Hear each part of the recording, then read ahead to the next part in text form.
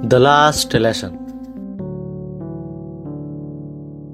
प्रशियाई सेना ने वर्ष 1870 में फ्रांस पर आक्रमण कर दिया।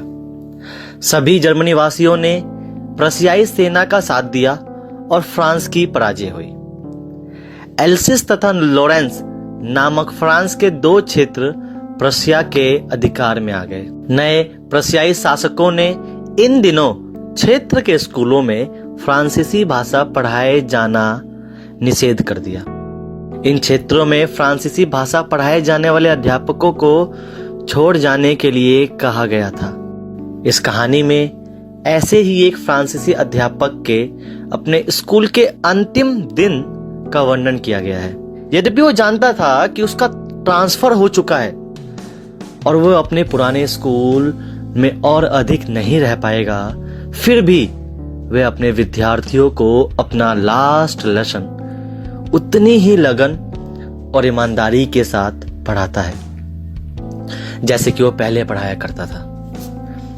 ये कहानी 1870 के दौरान एक अध्यापक द्वारा अपने अंतिम पाठ पढ़ाए जाने का वर्णन करती है। कहानी अध्यापक की कक्षा में फ्रेंच नामक एक छोटे से विद्यार्थी के द्वारा बताई गई है। तो आइए चलते हैं 1870 में। उस दिन मैं स्कूल के लिए बहुत देर से जागा। मुझे डांट पड़ने का बहुत डर लग रहा था, विशेष रूप से इसलिए कि मास्टर हैमल आज हमसे पार्टिसिपल्स के संदर्भ में प्रश्न पूछेंगे और मुझे तो उसका एक सिंगल वर्ड तक नहीं आता। एक पल के लिए मैंने सोचा कि मैं आज भाग जाता हूँ और पूरा दिन स्कूल के बाहर गुजारूंगा। आज तो मौसम भी अच्छा है, थोड़ी सी गर्माहट भी है और काफी शाइनिंग डे था आज, काफी उज्जवल दिन था आज।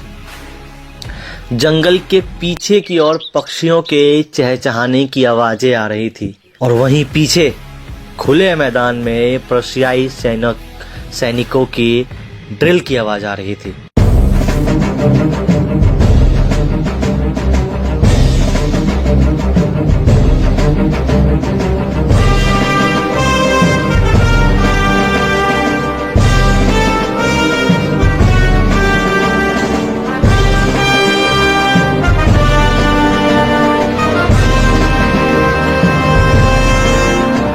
क्या करूं यार, स्कूल बंक करूं या स्कूल जाऊं? छोड़ना यार, स्कूल चलते हैं। चल ठीक है, स्कूल चल लेते हैं। ये सब मेरे मन में आते हुए मैं स्कूल की तरफ बढ़ा।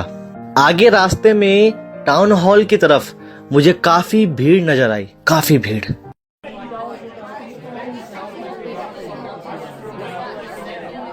पिछले 2 वर्षों से लेकर हमारे सभी बुरे समाचार वहीं आ रहे थे। हारी गई लड़ाई के समाचार, अनिवार्य सैनिकों के भर्तियों के समाचार, कमांडिंग ऑफिसर के समाचार। मैं वहां बिना रुके अपने मन में ये सोच रहा था यार आज कौन सी न्यूज आई होगी जो इतनी भीड़ लग रही है यहाँ पे। और मैं वहां से बिना रुके चलता चला गया। तभी पीछे से एक लोहार की आवाज आई और उसने मुझसे कहा,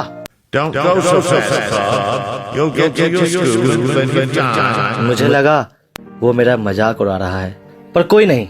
मैं उसकी बात को इग्नोर करता हुआ बहुत तेजी से, बहुत भागता हुआ स्कूल के बाहर पहुंचा। मैं थक चुका था यार। इस समय जब स्कूल शुरू हुआ करता है तो काफी चहल पहल की आवाजें आती हैं जो गलियों तक सुनाई देती हैं, लेकिन आज तो स्कूल शांत लग रहा था। कोई आवाज नहीं आ रही, ना डेस्क की आवाज आ रही है, ना बच्चों के बोलने की आवाज आ रही है और ना ही टीचर के बेंच पीटने की आवाजें आ रही हैं। अबे यार, मैंने तो ये सोचा था कि चहल पहल में मैं चोरी छुपे अपने डेस्क पे जाके बैठ जाऊंगा, पर यहां तो मामला बिल्कुल अलग है। पूरा स्कूल शांत था, जैसे कोई संडे मॉर्निंग हो। मैं जब स्कूल के अंदर घुसा तो बच्चे पहले से ही बेंचों पे मौजूद थे। मुझे लगा कि लगता है आज मैं पिटूंगा। मैंने जैसे ही गेट खोला मुझे एक बहुत प्यारी आवाज सुनाई दी और वो मेरे टीचर की आवाज थी। उन्होंने मुझसे कहा, Go to your place quickly, little Franz. We were beginning without you. मैं अपने बेंच पे बैठ गया, लेकिन इतनी प्यारी आवाज ने मुझे अचंभित कर दिया था।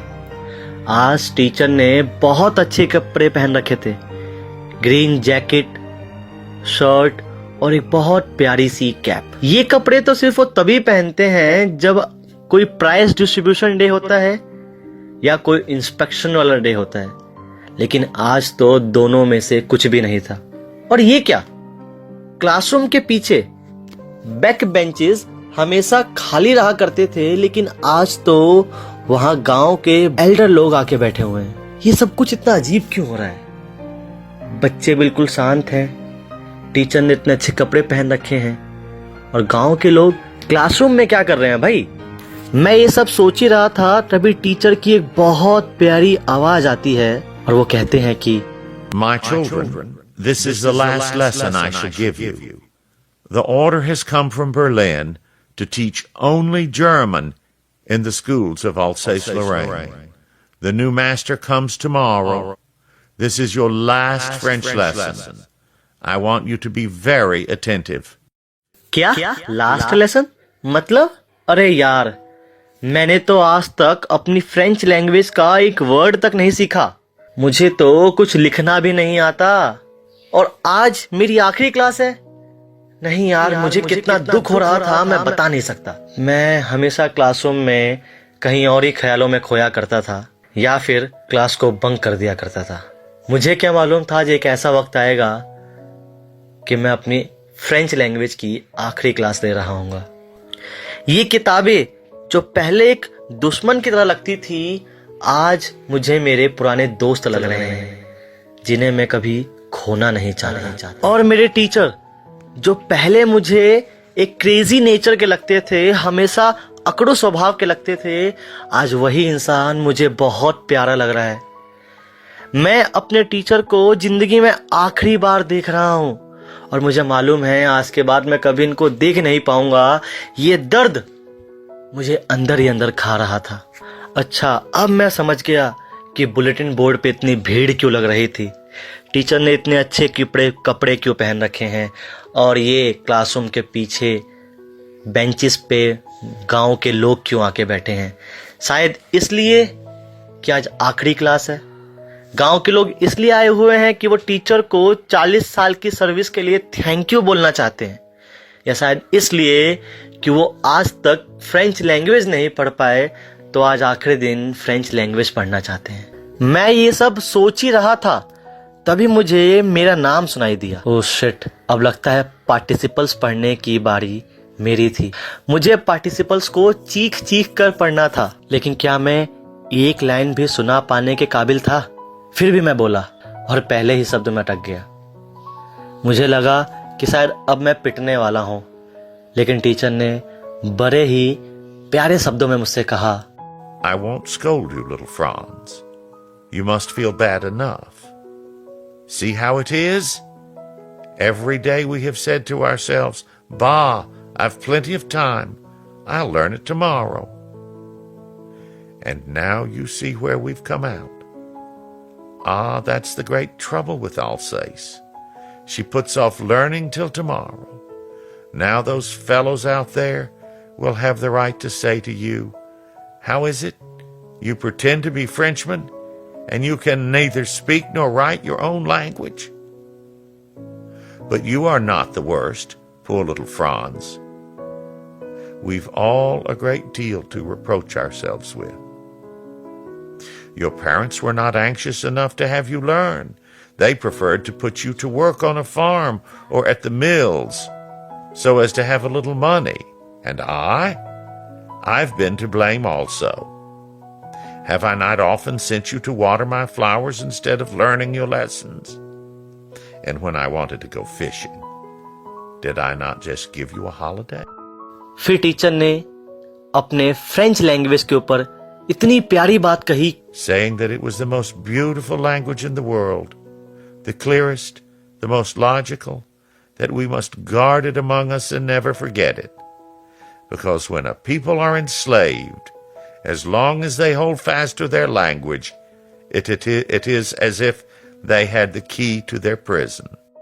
मुझे ऐसा लग रहा था कि मेरे टीचर ने आज से पहले कभी इतने अच्छे तरीके से पढ़ाया ही नहीं था, या यूं कहा जाए कि मैंने आज से पहले कभी इतने अच्छे तरीके से पढ़ा ही नहीं था।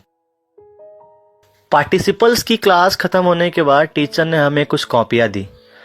उसके ऊपर बड़े बड़े शब्दों में लिखा हुआ था France else's, France else's, France else's. फिर पूरी क्लास ने लिखना शुरू किया। पूरी क्लास में एक अजीब सी शांति थी। सिर्फ और सिर्फ एक ही चीज की आवाज आ रही थी। वो क्या थी? कॉपियों पे लिखने की आवाज। सब बहुत ही खामोशी से लिख रहे थे। तभी मुझे छत के ऊपर कुछ कबूतरों के आने की आवाज आई। वो कबूतर गुटरगू कर रहे थे। मैंने अपने मन में सोचा, क्या ये जर्मनी वाले इन कबूतरों से भी जर्मनी भाषा बुलवाएंगे? कुछ समय बाद एक बेल बजती है और जर्मनी के सेनाओं के ड्रिल करने की आवाज इस क्लासरूम के पास तक आ रही थी।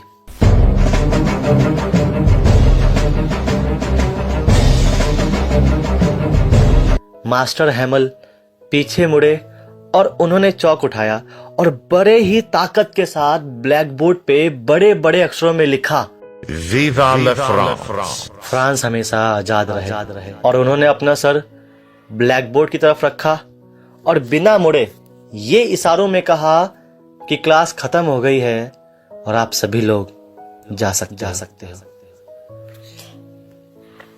थैंक यू गाइस कि आप लोगों ने मेरा वीडियो देखा। अगर आपको ये वीडियो अच्छा लगा हो तो प्लीज लाइक कीजिएगा। कोई दिक्कत हो, कोई और चैप्टर करना हो या कोई कमी हो तो प्लीज कमेंट कीजिएगा और प्लीज सब्सक्राइब भी कीजिएगा। Thank you for watching this video.